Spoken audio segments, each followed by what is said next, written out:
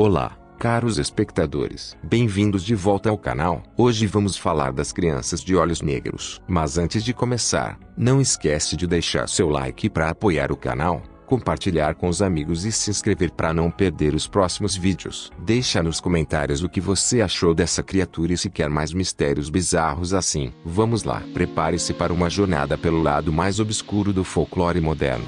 Uma história que começou numa era de nascentes fóruns da internet e que persiste até hoje, alimentando pesadelos e debates. Estamos a falar das crianças de olhos negros, um dos fenômenos mais idiosincráticos e arrepiantes do nosso tempo. A lenda descreve estas entidades como crianças aparentemente normais, mas com uma característica que aniquila qualquer senso de normalidade. Os seus olhos são completamente negros, de irisal branco, como duas esferas de ébano opostos sem fundo incrustados num rosto de uma palidez fantasmagórica, quase cadavérica. A sua idade varia, mas a maioria dos relatos situa-os entre os 6 e os 16 anos. A sua abordagem é quase sempre a mesma. Surgem de repente, frequentemente quando a vítima está sozinha, seja no crepúsculo profundo da noite ou, por vezes, até em plena luz do dia, pedindo um favor aparentemente inócuo. Podem bater suavemente à sua janela de carro num estacionamento deserto ou aparecer silenciosamente à sua porta de casa. O pedido é sempre simples,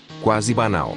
Um pedido de boleia para casa, para usar o seu telefone, ou mesmo apenas um pouco de água. No entanto, há uma particularidade constante e profundamente significativa nos seus pedidos. Elas precisam de ser convidadas a entrar, seja no seu carro ou na sua casa. Elas pedem permissão para cruzar aquele limiar. Esta necessidade de um convite levou muitos investigadores do estranho a especular que as crianças de olhos negros poderiam ser uma variante moderna de vampiros, criaturas cujos poderes são limitados por antigas leis de hospitalidade e que não podem violar um lar sem um consentimento. Outras teorias sugerem que se trata de crianças comuns que foram possuídas por uma entidade demoníaca, ou talvez mesmo híbridos de humano e alienígena, um subproduto de abduções.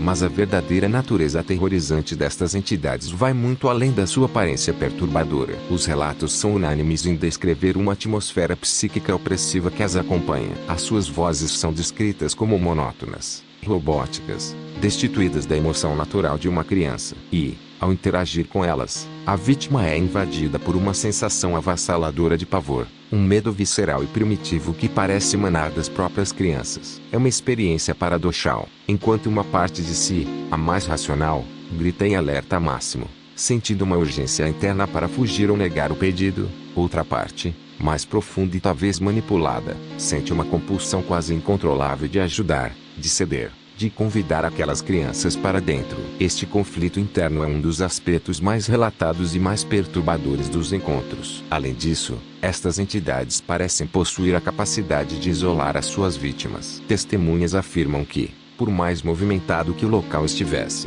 apenas elas conseguiam ver e ouvir as crianças. Ao voltarem-se para os transeuntes para pedir ajuda ou confirmar o que estavam a ver, a resposta era sempre a mesma: não havia ali ninguém. Era como se a interação ocorresse numa bolha de realidade separada, criada apenas para a vítima. E o pesadelo, para aqueles que têm o infortúnio de as encontrar, não termina com a sua partida. Muitos relatos falam de uma sequência de má sorte terrível que se abate sobre a vítima após o encontro. Esta maldição pode manifestar-se de formas variadas, desde acontecimentos perturbadores, como o carro ser rebocado ou a casa ser vandalizada, até tragédias de vida, como o diagnóstico de uma doença grave como cancro. Esta sequência de eventos negativos alimenta a ideia de que o simples contato com estas entidades deixa uma marca psíquica ou espiritual profunda. A origem concreta desta lenda urbana é frequentemente atribuída a um homem, Brian Bethel, um jornalista do Texas. Em 1998, numa época em que a internet ainda dava os seus primeiros passos como caldo de cultura para histórias de terror, Bethel publicou os seus relatos numa lista de e-mails sobre fantasmas. Ele descreveu 2 encontros aterrorizantes, um em Abilene, Texas, e outro em Portland, Oregon, nos quais foi abordado por crianças com olhos completamente negros que lhe pediram insistentemente que as deixasse entrar no seu carro. A sua escrita vívida e a natureza visceral do medo que descreveu ressoaram profundamente com os leitores. As suas histórias, que hoje seriam consideradas creepypastas clássicas, espalharam-se como um vírus pelos fóruns da internet, ganhando tal popularidade que Bethel se viu forçado a publicar um documento de perguntas frequentes, um FAQ, apenas para conseguir responder à demanda por mais informações sobre esta nova e aterradora lenda urbana. A história era tão poderosa que, em 2012, Bethel foi convidado a contar a sua experiência no programa de televisão Monsters and Mysteries in America, e também escreveu um artigo de seguimento para o jornal Abilene Reporter News, reafirmando os acontecimentos daquela noite fatídica.